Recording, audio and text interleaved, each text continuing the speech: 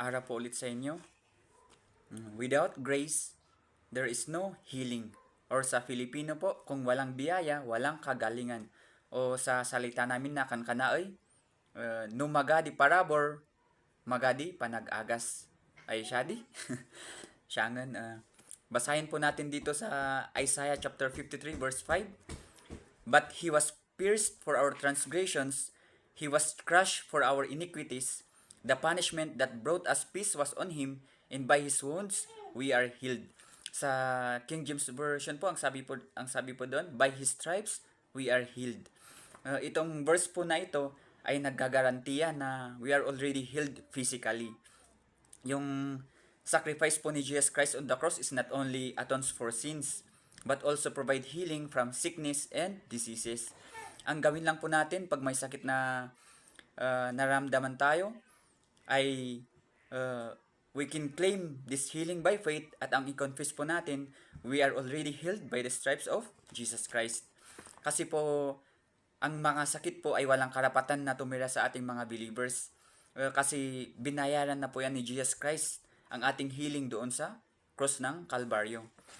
At sabi naman po dito sa Romans chapter 5 verse 17, for if by the trespass of the one man, tinutukoy po dito si Adan, death reigned through that one man, how much more will those who receive God's abundant provision of grace and of the gift of righteousness reign in life through the one man, Jesus Christ.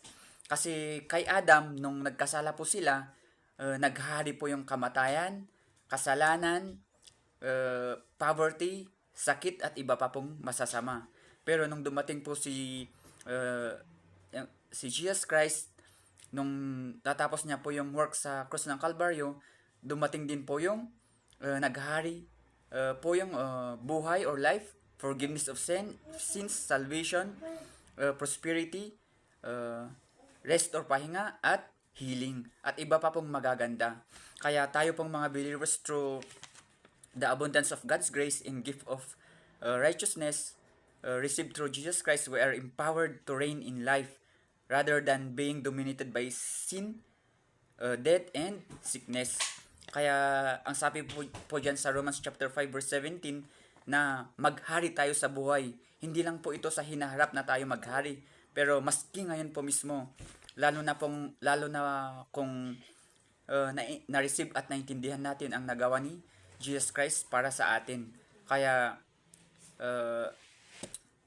we will reign in this life through Jesus Christ.